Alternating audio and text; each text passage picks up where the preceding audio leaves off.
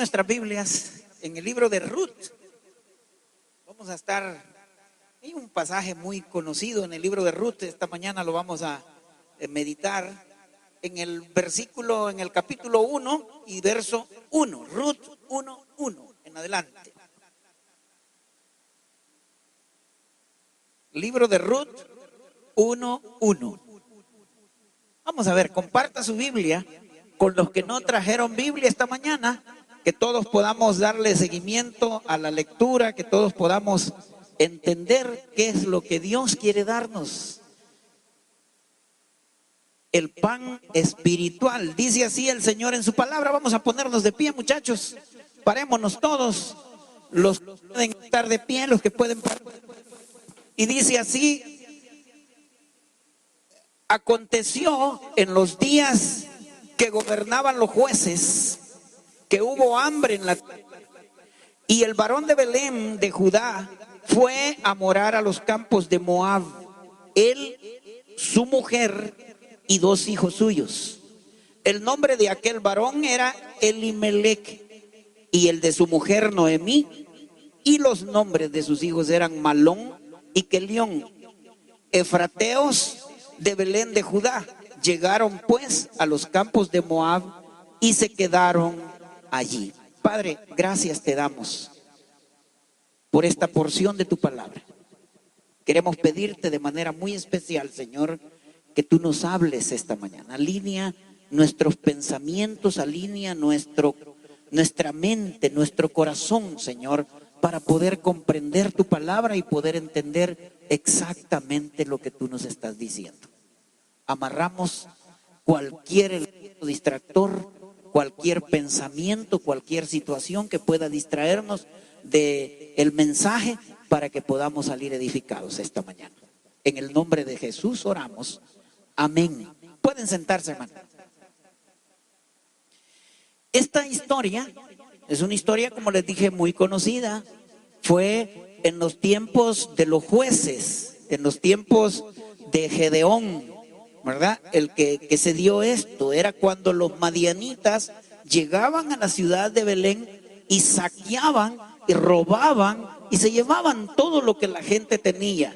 Eran épocas difíciles para los pobladores o los moradores de Belén, que es una ciudad que pues es la ciudad del pan, así se traduce el nombre de la ciudad. Ahí su nombre así lo decía. Hay una familia que toma una decisión, de esas decisiones que solo pueden tomarse cuando uno está conectado con Dios.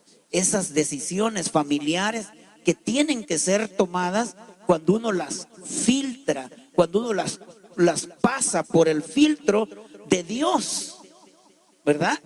El hombre se llamaba Elimelech y él toma una decisión familiar, se lleva a su familia a otra parte, la saca de ahí. No dudamos que Elimelech era un hombre de Dios, era un hombre, pues su nombre, el mismo nombre de Elimelech quiere decir mi Dios es rey. Él era un hombre conectado, era un hombre de Dios, era un hombre que dependía de la voluntad de Dios. Sin embargo, a la primera crisis, cuando llega la crisis, cuando hay hambre, cuando hay dificultad, él decide moverse del sitio donde Dios lo tiene plantado. Eso pasa, ¿verdad? No, nos pasa frecuentemente, porque cuando yo les digo algunas veces, cuando hay crisis, cuando hay dificultad, cuando en las familias hay carestía, cuando viene hambre, cuando no tenemos que comer, el amor y la comprensión salen por la otra puerta y la familia se queda en el aire, se queda sin comprensión, ya no hay amor, la gente se vive criticando porque están pasando una crisis. Esta familia estaba sucediendo, estaba viviendo pero a la primera hambre que le da, se mueven del sitio donde Dios los ha plantado. Se van a buscar comida a otra parte, a otro lugar. Muchas veces a nosotros nos pasa eso. Dios nos ha plantado en un lugar. Dios los ha llamado, porque todo tiene que ver con un llamado. Todos hemos sido llamados. y hemos sido plantados en un lugar. Yo siempre digo, las iglesias son como los restaurantes. Uno va donde le sirven mejor comida. Uno se queda en la iglesia donde Dios lo ha plantado por el alimento espiritual. Y muchas veces la gente decide moverse, la gente decide irse, la gente se mueve de los lugares donde Dios nos ha ubicado, y es porque muchas veces el llamado que Dios nos ha hecho no lo tenemos claro. Para alinearnos, para estar en línea con el llamado que Dios nos hace a cada uno de nosotros, ese llamado tiene que tener como 3 coordenadas que no fallan y que tienen que estar perfectamente alineadas. El llamado de Dios, en primer lugar, la primera coordenada que tiene que tener el llamado de Dios es propósito. Es propósito. ¿Para qué Dios me ha llamado? Cuando nosotros hacíamos la memoria de la casa de oración, y ustedes la pueden bajar en el sitio de internet de la casa de oración, van a ver que una de las preguntas que le tuvimos que responder es: ¿para qué Dios nos llamó aquí? ¿Para qué estamos en esto? Y tuvimos que lograr la respuesta, porque el llamado tiene que tener claridad de propósito. Nosotros tenemos que saber para dónde vamos, qué estamos haciendo, por qué esta mañana estamos sentados en este lugar. Esa es la primera coordenada. Y la segunda coordenada que tenemos que tener es el mensaje. La primera es propósito. Tenemos que saber para dónde vamos. Tenemos que saber por qué estamos. Y la segunda es el llamado. ¿Qué es lo que Dios quiere que digamos? El llamado, en este sentido del mensaje, tiene que tener claridad. Tenemos que saber. Probablemente al final, ya cuando hayamos partido, los viejos que estamos aquí, nuestros hijos nos van a recordar. Y van a decir: mira, mi papá era bravo, era enojado, pero nunca cambió el concepto que tenía de Dios. Eran las cosas que no negociaba. Mi viejo podía ser muy violento, nos podía castigar, pero siempre se mantuvo firme, porque la riqueza que nosotros tenemos, hermanos, es la firmeza, la convicción, la constancia que le damos a nuestras ideas, a nuestros proyectos. Una persona que no tiene convicciones, una persona que no tiene claridad de propósito, una persona que no tiene claridad en lo que está haciendo, es inconstante. Y lo que le va a dar el éxito a usted en todo es la constancia. Por eso la longevidad de las ideas tienen que ser claves. Nosotros, si vamos a trascender, tenemos que trascender en el recuerdo. Mis hijos van a decir: mira, mi papá era enojado, principalmente cuando no hacía la siesta, cuando no se dormía, estaba muy molesto, cuando se desvelaba estaba molesto, pero nunca cambió su mensaje de santidad, nunca cambió su mensaje, su enfoque, su adoración a Dios. Fue algo que él siempre fue. Esa es constancia. Y la tercera coordenada que hay que alinear en el llamado de Dios es la dirección. ¿Para dónde me quiere, a dónde me quiere plantar Dios? ¿A dónde me ha plantado? Yo no soy muy partidario. Veo con mucha tristeza a la gente que se va de una iglesia y que regresa y que mire, hermano, fíjese que allá es donde Dios me está llamando. No, hermano, ni las hojas de los árboles. Usted no está por casualidad aquí. Usted está aquí porque Dios lo ha plantado aquí. Dios lo ha llamado, Dios lo trajo, Dios tiene propósito con su vida. Usted está por una razón. Dios tiene propósito, Él tiene claridad. Entonces las iglesias no puede, donde nos da, nosotros, Dios nos ha seleccionado un lugar y Dios nos ha dado un lugar para que estemos, ¿verdad? Tenemos que tener un lugar donde poder estar.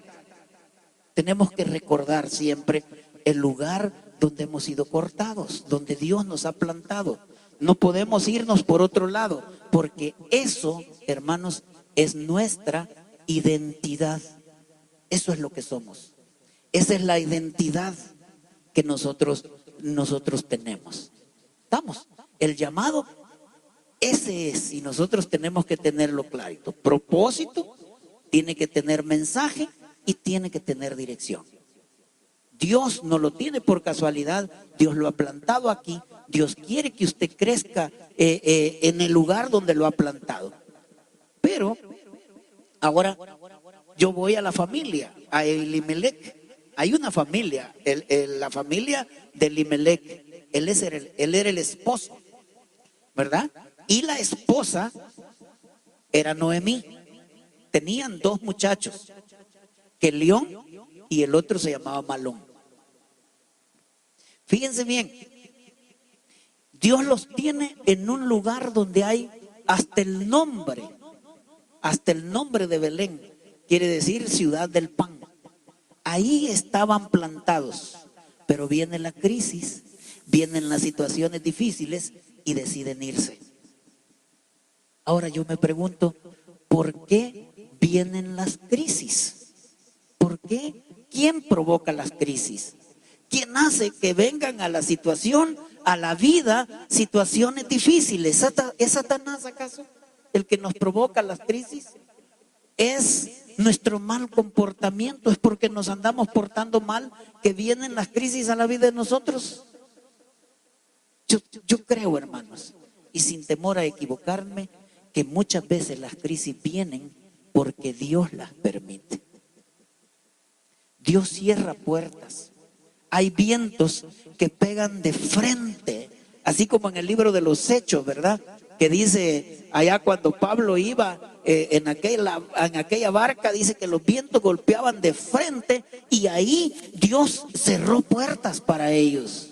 El Espíritu no les permitió que fueran a predicar a ciertos lugares, cerró las puertas. Dios cierra puertas. Dios nos impide que vayamos a algunos lugares. Y eso, hermanos, hay situaciones, hay puertas que se nos están cerrando. Estamos yendo a dejar un currículum y no nos sale el trabajo. Estamos buscando la universidad y ninguna universidad nos quiere. Estamos yendo a buscar el trabajo, estamos haciendo el trabajo en la empresa y lo que nos encontramos de repente es la carta de renuncia. Puertas que se están cerrando, puertas que nos están dejando afuera de repente sin nada. Nosotros miramos esas situaciones y de repente uno dice, no, Señor, no me estés cerrando las puertas, solo enséñame cuál puerta es. Pero lo que Dios está buscando es que en medio de la dificultad nosotros podamos darnos cuenta que tan firmes estamos.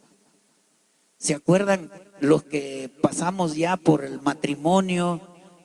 Cuando uno se casa, el pastor o el que nos casa dice, en la riqueza y en la pobreza, en la salud y en la enfermedad. Pero van a llegar ambas cosas. Van a llegar situaciones difíciles. Dios dijo lo siguiente, comparó, el insensato plantó su casa en la arena y el sensato la plantó sobre la roca. Dice que llegaron vientos y golpearon la casa. O sea, ambas cosas, vientos a la roca, a las casas sobre la roca y a la casa sobre la arena, a ambos. Nadie ha dicho que solo porque estamos en las cosas de Dios, que solo porque somos cristianos, no vamos a tener problemas. Ese evangelio que habla de que en la vida evangélica, en el ambiente cristiano, todo es felicidad. No, hermano, no es cierto. No podemos estar solo felices si principalmente el que está tendido ahí es mi papá. ¿Cómo voy a estar riéndome? ¿De dónde se les ocurre que voy a estar cantando? Si hay dolor en el corazón porque físicamente ya no va a estar con nosotros, que no le dé pena decir, mire, disculpe, hermano, me siento triste. De repente uno llega y dice, mire, hermano, o le dice a un hijo o le dice a un pariente, necesito un abrazo. Necesito estar solo porque me siento muy triste. No es pecado eso. Es vida cotidiana, es el común, es parte de lo que viene en el paquete. Eso es lo normal, no es cosas que vengan del diablo. No, hermano, es parte de su humanidad, es parte de la humanidad de nosotros. Así viene, eso es lo que Dios ha hecho. Entonces van a venir vientos de frente que van a probar nada más si estamos cimentados en la roca, si estamos firmes, porque van a venir dificultades y Dios va a cerrar puertas. Dios va a cerrar algunas puertas. Y yo recuerdo cuando uno se queda sin trabajo, hermanos, ya cuando pasa de 50 en este país. Bueno, yo creo que eso es muy común en todo el mundo, pues. Quedarse ya a los 50 años sin trabajo, que lo despidan de un trabajo a usted. Cuando usted lee las noticias y dice, joven de 27 quieren, y usted ya pasa de 50, ya no es potable para las empresas, y de repente Dios, ¡pum!, le cierra la puerta. Miren, hermanos, muchas veces cuando Dios nos cierra las puertas, yo entiendo que son como esas señales de carretera, que lo único que buscan es hacer la desviación al verdadero propósito que Dios tiene. Cuando nosotros se nos cerraba esa puerta del último empleo, cuando no teníamos el presupuesto familiar y no había cómo cubrirlo, estábamos entonces en manos de Dios. Entonces está más listo para ponerse de rodillas. Entonces está más listo porque llegó el cobro, porque lo despidieron, porque llegó el abogado, no le da ninguna esperanza, porque el médico, a pesar de que va y va, no le encuentra el mal y las puertas se le cierran. Pero esa cerrada, esa oportunidad, yo pienso que a Jesús se le cerró la puerta también. Allá en el Getsemaní, en el huerto de Getsemaní, cuando él estaba llorando, cuando él decía, Señor, si es posible, pasa de mí esta copa. Pero esa puerta cerrada nos abrió a nosotros la puerta de la eternidad. Yo no sé por qué Abimelech decide moverse del lugar donde Dios lo tenía plantado. No entiendo. Era la primera hambruna, ¿verdad? Era la primera. Eso, no habían pasado dificultades, era la primera en la que él estaba confrontando, pero decide irse a un lugar que se llama Moab, donde adoraban a otros dioses, donde tenían otras costumbres. Él pensó que iba a ser temporal, pero mire, hermano, moverse del lugar donde Dios lo tiene plantado puede ser mortalmente nefasto para usted. Si usted toma esas decisiones en este momento, en este ambiente, puede ser a Elimelech, moverse a Moab, le costó la vida. Dice la Biblia que él murió en tierra de Moab. No volvió a ver la tierra de Belén. Dice la Biblia que le costó también la vida de sus hijos. Moverse de donde Dios lo ha plantado puede costarle la vida de sus propios hijos. De que León y Malión murieron allá. 10 años estuvieron casados porque se fueron y lograron casarse con mujeres moabitas. 2 mujeres fueron las que se unieron. Una se llamaba Orfa y la otra se llamaba Ruth. Eran mujeres moabitas que ellos consiguieron allá, pero 10 años y murieron. Allá murió Elimelech y ahí murieron sus 2 hijos en tierra extraña donde no debieron haberse movido nunca, porque allá es la tierra del pan, donde Dios los tiene plantados, es la tierra del pan. Perdieron por tomar una decisión que no debieron haber tomado sin consultar a Dios. Entonces, las mujeres se quedan viudas. Y en ese tiempo, quedarse viuda no era una cachada, hermanos. ¿Verdad? Eso no era una cosa fácil estar así. Entonces ellas, cuando se quedan viudas, ellas tienen que también tomar decisiones. Tienen que tomar algunas decisiones. Y Noemí se pone muy franca con ellas, ¿verdad? Pero es importante, antes de ir más adelante en el mensaje, que nosotros nunca olvidemos. Ustedes van a poder olvidar este mensaje y a lo mejor nunca más se recuerden.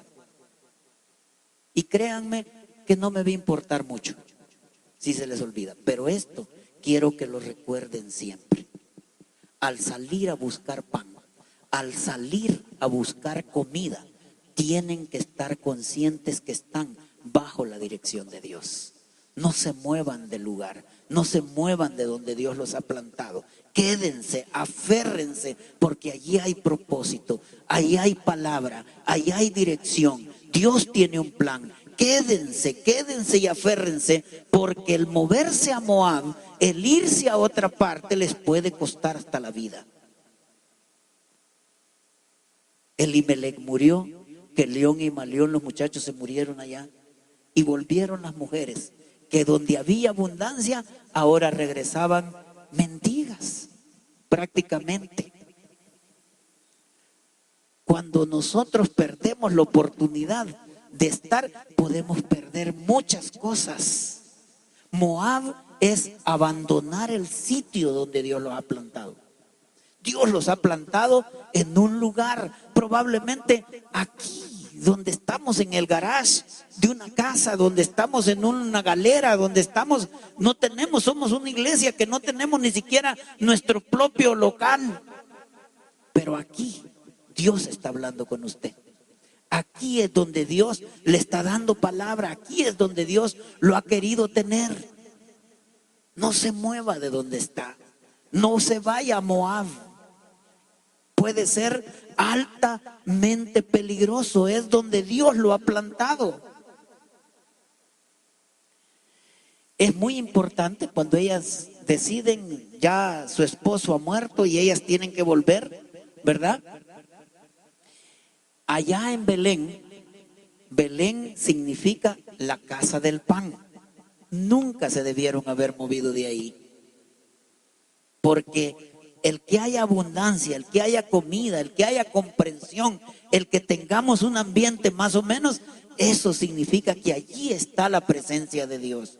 Cuando nosotros nos movemos, cuando hacemos maniobras, hemos perdido la comunión con Dios. Entonces, mucha gente decide irse de las iglesias y son decisiones equivocadas. Uno lo mira con tristeza. Van de aquí, van de esta iglesia, se van para la otra, se mueven y no logran. ¿Y sabe por qué? Porque no logramos la identidad. No tenemos identidad. No hemos logrado sentir que ese es el lugar donde Dios nos ha llamado. Ahora Noemí está regresando a su tierra porque le llega una noticia que allá de donde ella salió, allá hay, Dios los ha visitado y hay abundancia de pan. Y ellas deciden irse. Ella con Ruth y Orfa deciden irse. Las dos nueras. ¿Nueras es? ¿O yernas? Las dos nueras se van con la señora. Esa señora ya no era una jovencita. Ya sus hijos habían muerto, habían formado una familia. Quiere decir que ella probablemente andaba por los 50, 60, 70 años o tal vez más. Y ahí van y regresan al lugar donde nunca debieron salido, nunca debieron haberse ido, al lugar donde hay pan. Y llegan allá, pero ahí tienen que tomar algunas decisiones. Noemí habla con ellas claramente y les dice Noemí que, pues sí, que se regresen, que se queden, porque es más, ella ya a la edad que tiene ya no les va a poder dar otros hijos para que se casen, porque era la tradición. Y aún si ella tuviera otros niños, ellas no iban a esperar para casarse con esos niños, porque iban a ser ancianas. Así que les dice, por favor, déjenme sola. Regrésense, ustedes son moabitas, váyanse para allá. No se vengan conmigo. Y ahí pasa algo extraordinario, hermano. Las dos lloran, pero lloran a gritos, no es que estén llorando por la suegra. Ya ve, doctor, ella es un ejemplo. Lloraron por su suegra. Las dos lloraron. Querían a su suegra, le estaban amando de una manera especial. Los dos vamos a llorar, doctor.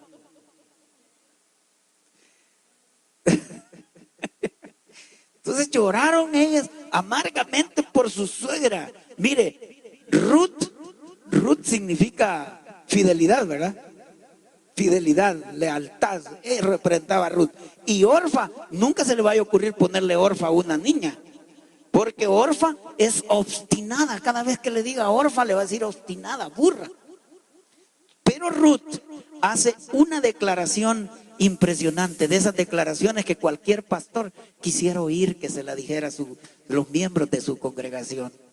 Ella, cuando termina, ella le dice a la suegra, le dice: suegra, si has oído que hay pan allá, si has oído que hay pan allá, yo voy contigo. No me pidas que me aparte de ti nunca. ¿Sí es lo que le dice? Porque donde quiera que tú fueres, yo iré. Donde quiera que tú vayas, yo voy a vivir. Y respecto a lo que soy de otra nacionalidad, le aclaro, suegra, tu pueblo será mi pueblo y tu Dios será mi Dios.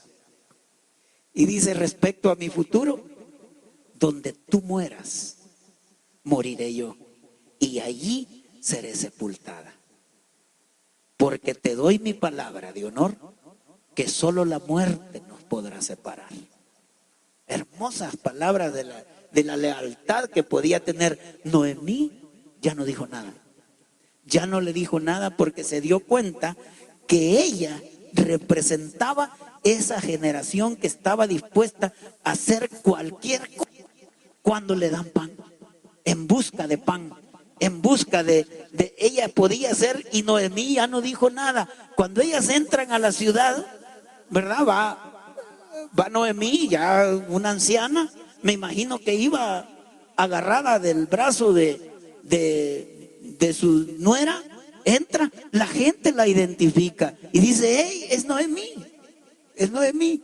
Y ella les dice: no, no me digan Noemí, díganme Mara, que significa amargura, porque el Dios Todopoderoso me ha hecho pasar por amargura.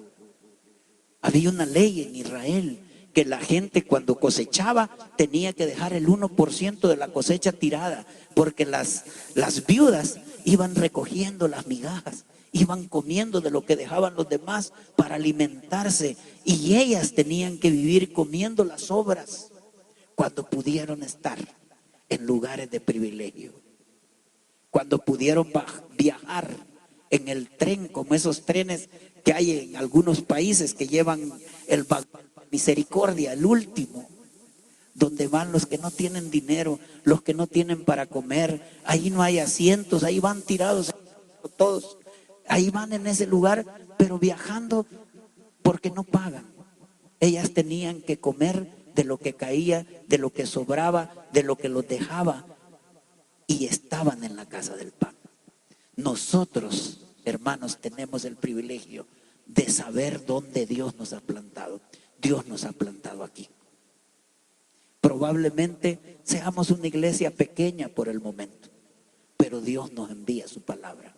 Dios nos da su pan espiritual y nosotros tenemos que ser alimentados con lo que Dios nos está dando. No se muevan, no se muevan, permanezcan. Moab puede costar la vida, su vida y la vida de sus hijos. Vamos a orar.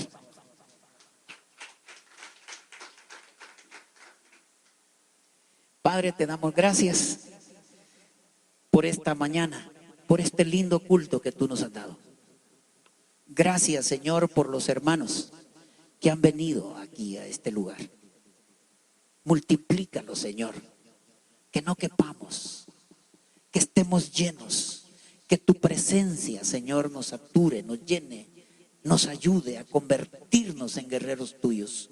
Ayúdanos a levantar una nueva nación. Danos la orientación correcta. Usa a los jóvenes, Señor, para el engrandecimiento de tu reino en esta generación. Que esta ciudad tiemble con cada uno de ellos. Que este lugar, Señor, se sacuda, porque cada uno de ellos de repente, Señor, es un Pablo, un Pedro parado en medio de aquellas ciudades. Asia entera se doblegó cuando un hombre de Dios como Pablo se paraba. 3,000 se convertían. Ayúdanos para que nosotros nos convirtamos en verdaderos instrumentos tuyos, Señor, para el engrandecimiento de tu reino. Bendice a cada uno de los que esta noche, o esta mañana, perdón, nos hemos reunido en este lugar. Gracias, Señor, porque tú nos permites adorarte. Gracias, Señor, porque tú nos das el privilegio de estar en este lugar alabando y bendiciendo tu nombre. Recibe lo que te hemos traído esta mañana, nuestra adoración, nuestros cánticos, la comunión contigo. Bendice a cada uno. Y en esta actitud de oración, si usted está con nosotros, si nunca ha invitado a Jesucristo a entrar a su vida, si es primera vez que usted va a invitarlo y quiere hacerlo esta mañana, yo voy a pedirle que ahí donde está, levante su mano. Y nuestra hermana Reina va a aconsejarles, y nuestra hermana Reina va a estar con ustedes orientándoles en la decisión que ustedes van a tomar. Y si están oyendo esta predicación en internet y quieren entregar su vida a Jesús hoy, voy a pedirles que ahí donde están, hagan esta oración conmigo. Señor Jesús, gracias porque me amas y porque entiendo que te necesito. Te abro la puerta de mi vida y te recibo como mi Señor y como mi Salvador. Gracias por perdonar mis pecados y gracias por salvar mi alma hoy. En el nombre de Jesús oramos. Amén. Que el Señor les bendiga, hermanos.